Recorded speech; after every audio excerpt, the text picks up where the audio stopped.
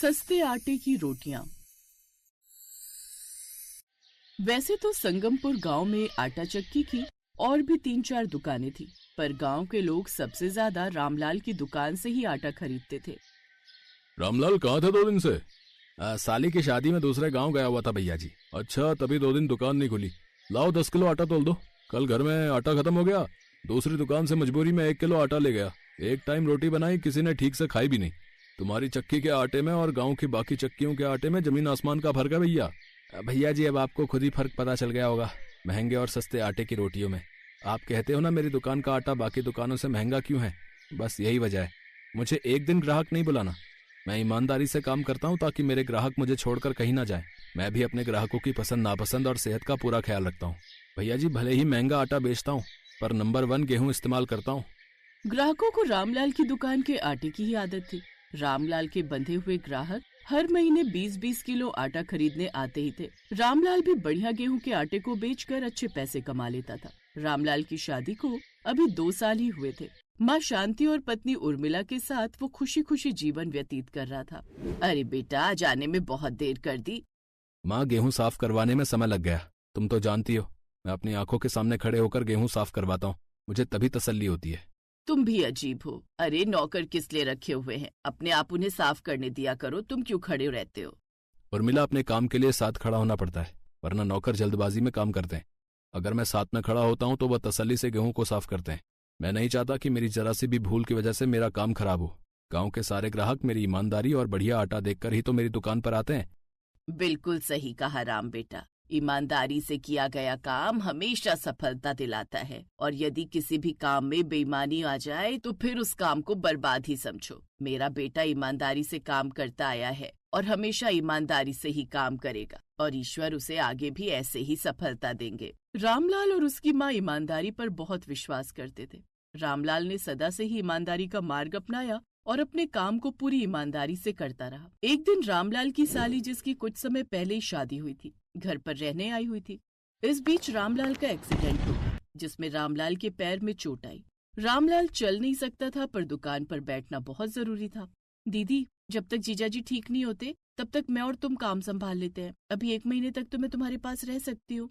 हाँ, ये ठीक रहेगा। सुनो, मैं और कमला कल से ही आटे का सारा काम संभाल लेते हैं। कर पाओगी तुम दोनों, क्योंकि बहुत समझदारी से सारा काम करना होता है। पुराने ग्राहक बंधे हुए हैं, उन्हें कोई शिकायत नहीं होनी चाहिए। तुम चिंता मत करो, सब हो जाएगा। अरे रामलाल, कैसी तबीयत है भैया? अरे अभी तो डॉक्टर ने आराम करने के लिए बोला है भैया। पैर की हड्डी में फ्रैक्चर है, समय लगेगा। अरे तुम्हारी दुकान से सब आटा खरीदते थे, अब सबको बहुत परेशानी हो रही है। सब यही आस लगाए बैठे हैं कि कब तुम दुकान खोलो और कब हम सब तुम्हारी दुकान से आटा खरीदें। भैया, अब आप चिंता मत करो। जब तक ये ठीक नहीं हो जाते तब तक मैं दुकान संभालूंगी। आप सबको आटा मिल जाएगा। अच्छा ठीक है भाभी जी, अच्छा चलता हूँ। है आदमी के जाने के बाद उर्मिला की सास उसकी प्रशंसा करने लगी, साथ ही उसे समझाया भी। देखो बहू, मुझे बहुत खुशी है कि तुम दुख में अपने पति का साथ दे रही हो, पर एक बात याद रखना, जिस तरह मेरा बेटा ईमानदारी के साथ पूरी मेहनत के साथ काम करता आया है, तुम्हें भी वैसा ही करना है, ताकि हमारा ये काम वैसा ही चलता रहे जैसा हमेशा से चलता आया है। आप चिंता मत कीजिए, मैं सब संभाल लूंगी। और काकी, मैं भी तो हूँ दीदी के साथ, दीदी को अकेले परेशानी भी नहीं होगी। हाँ, ये भी ठीक रहेगा। उर्मिला को अकेलापन महसूस नहीं होगा। तुम दोनों बहनें मिलकर काम संभाल लो। रामलाल ने उर्मिला को सारा काम समझा दिया, और अगले दिन से ही उर्मिला अपनी बहन कमला के साथ मिलकर दुकान पर बैठ गई। दुकान खुली देखकर ग्राहक बहुत खुश हुए। चलो अच्छा है आज दुकान खुली है, वरना मैं तो सोच रही थी किसी और दुकान से आटा खरीदना पड़ेगा तो रोटियां अच्छी नहीं बनेंगी। अब आपको कहीं और जाने की जरूरत नहीं है। अब ये दुकान रोज खुलेगी, मैं इस दुकान पर रोज बैठूंगी। सही है, पति का साथ दे रही हो, ये बहुत अच्छी बात है। रामलाल भैया की किस्मत तो बहुत अच्छी है। जरूर उन्होंने पुण्य कर्म किए होंगे जो तुम्हारी जैसी पत्नी उन्हें मिली। मुझे 20 किलो आटा तोल दो। दीदी, तुम पैसे लो, मैं आटा तौल देती हूँ। हाँ, तू तौल दे। पर राजू क्यों नहीं आ रहा? या तो उसको पता नहीं कि हम दुकान पर बैठने लगे। एक काम करते, राजू को घर पर बोलते हुए जाएंगे, कल से वो भी दुकान पर आ जाएगा। राजू रामलाल की दुकान पर काम करने वाला नौकर था। दुकान बंद थी, इस वजह से राजू भी घर पर ही था। पर रास्ते में जाते हुए उर्मिला ने राजू को अगले दिन आने के लिए कह दिया। अगले दिन से राजू भी उर्मिला और कमला की मदद के लिए फिर से दुकान पर काम करने लगा। उर्मिला दीदी गेहूं खत्म हो गई है, ज्यादा दिन नहीं चल पाएगा, खरीदने जाना पड़ेगा। ठीक है, तो कल तू हमारे साथ चलना, हम गेहूं खरीद लाएंगे। दीदी गेहूं को लाकर धोना भी तो पड़ेगा। वो हम बाद में देखेंगे, पहले खरीद तो लाए। अगले दिन उर्मिला और कमला राजू के साथ उसी दुकान पर गेहूं खरीदने जाती हैं, जहां से रामलाल गेहूं खरीदता था। ये तो बड़ी महंगी गेहूं है, इससे सस्ती गेहूं नहीं है क्या? रामलाल जी यही गेहूं लेकर जाते हैं। इस गेहूं के आटे की रोटियां बढ़िया बनती हैं, बस थोड़ा महंगा है, पर रामलाल को यही पसंद है। दीदी बात सुनो, इधर आओ। हाँ क्या हुआ? दीदी जीजा जी तो पागल है, इतना महंगा गेहूं खरीद कर महंगा आटा बेचने में क्या ही मुनाफा होता होगा। अगर हम सस्ता गेहूं खरीद कर महंगे में बेच दें तो लोग जीजा जी की ईमानदारी को अच्छे से जानते हैं, किसी को पता नहीं चलेगा। एक बार करके तो देखो दीदी, देखना बहुत कमाई होगी। कह तो तू सही रही है, ठीक है तो हम सस्ती वाली गेहूं खरीद लेते हैं। सस्ता आटा उसी दाम पर बेचेंगे जिस दाम पर महंगा बिकता था। उर्मिला ने कमला के कहने पर सस्ता वाला गेहूं खरीद लिया और उसने गेहूं को साफ भी नहीं किया, ऐसे दुकान पर रख दिया। उर्मिला दीदी आपने गेहूं को धुलवाया नहीं, इसमें कोई कंकड़ पत्थर होंगे तो साथ में ही पिस जाएंगे। राजू हमारे पास इतना टाइम नहीं है कि हम गेहूं को धोकर सुखाएं फिर पीसें। राजू तू यहाँ पर नौकर है, इसलिए ज्यादा बीच में बोलना तेरे लिए सही नहीं है, वरना हम तेरी जगह किसी और को रख लेंगे जो चुप रहता हो। वही हुआ जिस बात के लिए राजू उर्मिला और कमला को रोक रहा था। अरे पकड़ो अपना आटा वापस, ये वो आटा है ही नहीं जो रामलाल भैया से हम खरीद कर ले जाते थे। ये आटा बहुत सस्ता है, इतनी घटिया रोटियां बनी है इस आटे की पूछो मत। सारी रोटियां सूख गई और आटे में कंकड़ पत्थर जैसा किरकिरा स्वाद भी आ रहा था। बहन जी सस्ते आटे की रोटियां ही बनानी हो तो हम इस दुकान से क्यों खरीदेंगे? हम तो महंगा आटा खरीदने आते हैं ताकि हमें बढ़िया रोटियां मिल सकें, पर ये महंगे दामों में आटा बेचकर सस्ता आटा दे रही है। मेरा आटा भी वापस ले लो भाई। उस दिन उर्मिला को बहुत बुरा लगा, उसकी एक गलती की वजह से सारे लोग आटा वापस करके गए, जिससे उर्मिला को बहुत नुकसान हुआ। दीदी कहाँ जा रही हो? रुको तो, महंगी और बढ़िया गेहूं लेने जा रही हूँ ताकि दुकान पर फिर से वही आटा बेच सकूं जो तुम्हारे जीजा जी बेचते आए हैं। राजू चल मेरे साथ चल, ये सारी गेहूं वापस करनी है और इसकी जगह वही गेहूं खरीद कर लाएंगे जो तुम्हारे मालिक खरीदते आए हैं। गेहूं को अच्छे से साफ करके धोकर सुखाकर फिर दुकान पर पीसना, कोई भी गड़बड़ नहीं होनी चाहिए। कमला तू दुकान पर बैठ, मैं राजू के साथ होकर आती हूँ। उर्मिला को पता था कि आज जो गलती हुई है अगर उसे दोबारा दोहराया गया तो उसके पति का बना बनाया व्यवसाय और बनी बनाई इज्जत खराब हो जाएगी। उसने अपनी गलती को सुधारा और सस्ता आटा बेचना बंद कर दिया। अब वो वही आटा बेचती थी जो रामलाल बेचा करता था। कुछ समय बाद जब रामलाल ठीक हो गया तब वैसे का वैसा ही उसका काम मिला जैसा वो हमेशा से करता आ रहा था। काम और कमाई में कोई कमी नहीं हुई। इस कहानी से हमें यही शिक्षा मिलती है कि बेईमानी से कमाई तो हो जाती है पर वो कमाई हमेशा नहीं रहती। इसलिए हमेशा ईमानदारी का रास्ता अपनाओ जो हमेशा तरक्की में हमारी मदद करता है।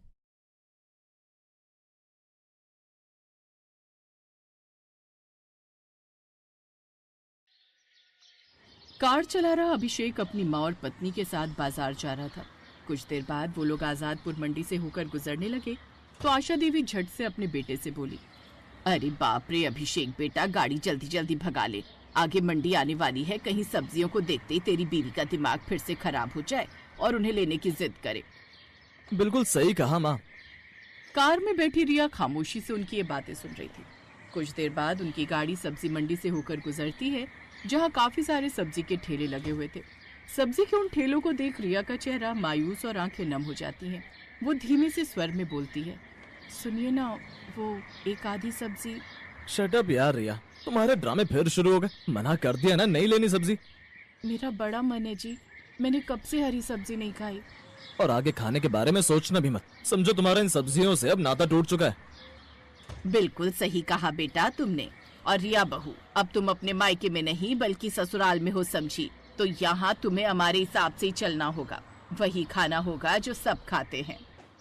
और इतना ही शौक है ना सब्जियां खाने का, तो ऐसा करो तुम ना आटे की सब्जी बनाकर खा लिया करो। उन सब की बातें सुनकर रिया की आंखें नम हो जाती हैं। मुरझाए हुए चेहरे और नम आंखों के साथ वो गाड़ी में बैठी हुई उन सब्जियों के ठेले को बड़े गौर से देख रही थी। तभी उसकी पलकों से आंसू की बूंदें गिरने लगती हैं, तो वो सबसे अपना दुख छुपाए उन आंसुओं को पूछती है। कुछ देर बाद वो चिकन और फिश मार्केट पहुंच जाते हैं। वाह वाह, आ गई हमारी मंजिल, ये है बहू तेरी हकीकत, और अब तू इसे जितना जल्दी अपना ले वही तेरे लिए सही है। अभिषेक बेटा ऐसा कर दो, 2 किलो फ्रेश चिकन और 2 किलो मछली करवा ले। हाय, मेरे तो सोचते हुए अभी से मुंह में पानी आ गया। अभिषेक जल्दी से जाकर 2 किलो चिकन और 2 किलो मछली पैक करवा लेता है और बेचारी रिया अपनी नाक को दोनों हाथों से ढककर एक कोने में खड़ी थी। कुछ देर बाद वो सब लेकर वो लोग अपने घर आ जाते हैं। वाह वाह, लगता है आज तो खूब सारा गोश्त आया घर में। भाभी ऐसा करना, मेरे लिए तो तुम चिकन बिरयानी बना देना और मेरे लिए मछली के पकौड़े बहू। भाई मैं तो हमेशा की तरह अपना वही फेवरेट चिकन रोस्टेड ही खाऊंगा, इसीलिए मेरे लिए तो तुम वही बना देना। इसी तरह सभी अपनी अपनी फरमाइश बताकर चले गए, लेकिन किसी ने एक बार भी रिया की फरमाइश जानने की कोशिश नहीं की कि वो क्या खाना चाहती थी। मेरी पसंद का तो किसी को ख्याल ही नहीं। रिया सबकी पसंद का खाना बनाकर उन्हें देती है और खुद भी मन मार कर वही खाती है। दरअसल रिया के ससुराल वालों को नॉनवेज खाने का बड़ा शौक था और इसलिए उसके यहाँ हर वक्त फ्रिज बस मीट मच्छी से भरा रहता। जबकि रिया एक किसान की बेटी थी जिसने बचपन से ही अपने खेत में उगने वाली सब्जियां ही खाई थी, लेकिन जब से वो ब्याह कर अपने ससुराल के आई वो तो जैसे सब्जियों की शक्ल ही भूल गई। ना जाने कैसी लत है यहाँ सबके इस नॉनवेज को खाने की। कद्दू पालक बैंगन गोभी ये सब तो अब बस सपने में ही दिखते हैं या माँ के घर जाकर नसीब होते हैं। यहाँ तो सबको बस इस नॉनवेज से ही प्यार है। सब जहाँ बड़े मजे से वो नॉनवेज खा रहे थे, वही बेचारी रिया थोड़ी सी बिरयानी के चावल खाती है जिन्हें वो मन मार कर खा रही थी। ऐसे कुछ दिन बाद एक रोज गली में सब्जी वाला आता है। गोभी बैंगन सीताफल बीन्स ले लो। सब्जी वाले की आवाज सुनकर रिया झट से अपनी सास के पास जाती है। माँ जी वो सब्जी ले लो ना। चुप कर, कोई जरूरत नहीं है। हमारे यहाँ कोई भी ये घास फूस नहीं खाता, समझी? हम क्या तुझे भेड़ बकरी लगते हैं जो तू हमें ये चारा खिलाने पर तुली हुई है? लेकिन माँ जी सब्जियों में बुराई ही क्या है, उनसे भी तो हमें कितने सारे जरूरी पोषक तत्व मिलते हैं। कह दिया ना, हमारे यहाँ सिर्फ नॉनवेज ही बनता है, वही बनेगा। वैसे भी बेचारे मेरे दोनों बच्चे कितने कमजोर होते जा रहे हैं। नहीं नहीं, हमारी रसोई में तो यही पकेगा, फिर चाहे किसी को खाना हो या ना खाना हो। सास को अपने बेटा बेटी की फिक्र थी लेकिन अपनी बहू की नहीं। एक बार फिर बेचारी बहू अपना मन मार कर उन सब की पसंद का मीट बनाने लगती है। ऐसे दिन बीतते गए। एक रोज उसकी सास यानी कि गायत्री के मायके से उसके भाई की बेटी मोहिनी की शादी का कार्ड आया। अभिषेक बेटा, अपनी मोहिनी की शादी तय हो गई है, हम सबको वहां जाना होगा। तू ऐसा कर, ऑफिस से 2-3 दिन की छुट्टी ले ले। अपनी मोहिनी की शादी? हाँ हाँ, क्यों नहीं माँ, मैं आज ही छुट्टी के लिए अप्लाई कर देता हूँ। अब वो सभी शादी में जाने की तैयारी कर लेते हैं और 3 दिन बाद रामपुर गांव के लिए निकल जाते हैं। आ गए तुम लोग, कब से तुम्हारी राह देख रहे थे। गायत्री बहन, तुम जरा पूजा का सामान देख लो, सब सही से आ गया है या नहीं। और रिया बहू, तुम मोहिनी के कपड़े और उसको तैयार करने का काम संभाल लेना। हाँ, वैसे भी वो कब से कह रही थी कि रिया भाभी मुझे तैयार करेगी। जी ठीक है मामी जी। फिर शाम को रिया मोहिनी को तैयार कर देती है। शादी का पंडाल सजकर तैयार हो चुका था। शादी वाले दिन भी वहां पर मीट मच्छी बनी हुई थी, साथ ही वेज खाना भी वहां बना हुआ था। आज तो मैं पेट भरकर नॉनवेज खाना खाऊंगी। ना जाने नॉनवेज खाकर इन लोगों का मन क्यों नहीं भरता। कुछ देर बाद मेहमान भी आने शुरू हो जाते हैं। इधर रिया भी दुल्हन को तैयार करने के बाद खुद भी तैयार हो जाती है। तभी शादी के पंडाल में एक तरफ से कुछ शोर आने लगता है। हे राम, छी छी छी, ये कैसा घोर कलयुग है। जहाँ मांस पका है वहीं ये वेज खाना भी बना है। इन्होंने तो धर्म भ्रष्ट कर दिया। मनमोहन जी, क्या आपको पता नहीं, लड़के वालों को मांस मछली से सख्त नफरत है। वो तो ये सब खाते भी नहीं, और आपने उसी जगह वेज खाना बनवा दिया जहाँ नॉन वेज बना है। कुछ देर में बाराती आने वाले हैं, अगर लड़के वालों ने ये सब देख लिया ना तो ऐसा ना हो कहीं बारात ही वापस ले जाए। उनके लिए अब दूसरी तरफ शुद्ध शाकाहारी सब्जियां बनवाओ। हे भगवान, ये क्या हो गया? तू घबरा क्यों रहा है मोहन? जल्दी से दूसरी जगह सब्जी बनाने का इंतजाम करवा दे। आप समझ नहीं रही दीदी, वो बात ये कि जो हलवाई बुक किए थे वो दूर के गांव से थे और वो सब अब जा चुके हैं। साथ ही सब्जियां भी सारी खत्म हो गई हैं, अब पकाने के लिए भी कुछ नहीं है। और इतनी रात को शहर जाकर सब्जी लाएंगे तो काफी देर हो जाएगी। मेरी तो कुछ समझ में नहीं आ रहा कि अब क्या होगा। कहीं इस नॉनवेज के कारण आज मेरी बेटी की शादी न टूट जाए। ये सब बातें रिया सुन रही थी और वो जल्दी से रसोई में जाती है और कुछ बनाने लगती है। कुछ देर बाद अचानक से रसोई से बड़ी अच्छी महक आने कलावती ने लगती है। ताना कुछ मारा, देर बाद पारुल अब उसे अंदर कि से मेरी कटोरियों में बहू सब्जी लेकर गरम आती रोटी है। तो दूर, माई से टेस्ट मुझे तो मेरी कीजिए, बहू के कैसी हाथ बनी की है? गरम चाय भी मामा नसीब मामी नहीं जी, होती। आप भी लीजिए आज इसे। भी तेरे महक ससुर तो और बड़ी पति को अच्छी आ रही है। मुझे ही लंच देना फिर वो पड़ा, सब जो जैसे बनते उस बनते सब्जी ही को ठंडा टेस्ट हो गया। करते हैं तो हैरान रह जाते माधवी हैं। अपनी उसका शहरी टेस्ट बहू काफी से ज्यादा काफी अच्छा था। परेशान थी। वाह बेटी, साधना हर रोज लेट उठती और घर के कामों से भी काफी बचती। यहाँ तक कि अपने पति और ससुर को सुबह लंच बॉक्स देने में भी साधना को काफी आलस आता। अब ऐसे ही दोपहर से शाम हो जाती है और अकेली किचन में कलावती सब्जी काट रही थी। इन लोगों को आने में तो अभी 1-1.5 घंटा पड़ा है। जब तक सब्जी वगैरह काट के रख लेती हूं और आटा भी गूंथ लेती हूं, उनके आने के बाद आधे घंटे में गर्मा गर्म रोटी और सब्जी बना दूंगी। कलावती शाम से ही खाने की तैयारी शुरू कर देती है और जब पति और बेटे आने वाले होते हैं तो पसीने से लथपथ एक चूल्हे पर चावल चढ़ा देती है, तो वही दूसरी तरफ सब्जी का तड़का भी लगा देती है। खाने में से धुआं निकल ही रहा होता है कि तभी मिथिलेश और अरुण भी काम से आ जाते हैं और अब कलावती उन्हें गर्मागर्म रोटी बनाकर खाना परोसती है। अरे आज तो तुमने सब कुछ हमारी पसंद का बनाया है।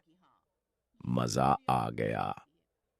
मां, जब तक आपके हाथ के गर्मागर्म फूल के पेट में न जाए मेरा तो पेट ही नहीं भरता। आज दोपहर के खाने में मैंने बाहर से छोले भटूरे मांगे थे। गरम तो थे लेकिन स्वाद रत्ती पर भी नहीं था। मारे तो तुम लोग सुबह टिफिन ले जाया करो ना, क्या दिक्कत है? मां, आप तो जानती हो दोपहर तक तो टिफिन ठंडा हो जाया करेगा। आप क्यों नहीं हमें टिफिन देने आती? पहले तो आया करती थी, पहले मेरे पैरों में जान थी, लेकिन अब बूढ़ी हो चुकी हूं। अगले दिन भी कलावती सुबह सुबह उठकर अपने पति और बेटे के लिए गर्मागर्म नाश्ता बनाती है और ऐसे ही दोपहर होने को आ जाती है। ऑफिस तो ज्यादा दूर नहीं, पैदल पदल 15-20 मिनट लगेंगे। काम करती हूं, इन दोनों बाप बेटे को टिफिन दे आती हूं, वरना फिर से कुछ बाहर का खा लेंगे तो तबीयत खराब हो जाएगी। कलावती अपने बेटे और पति के लिए गर्मागर्म खाना बनाकर टिफिन ले जा रही होती है कि तभी वह रास्ते में माधवी और उसकी बहू साधना को देखती है जो घर का सामान ले जा रहे होते हैं। कितनी खुशनसीब है माधवी बहन, आ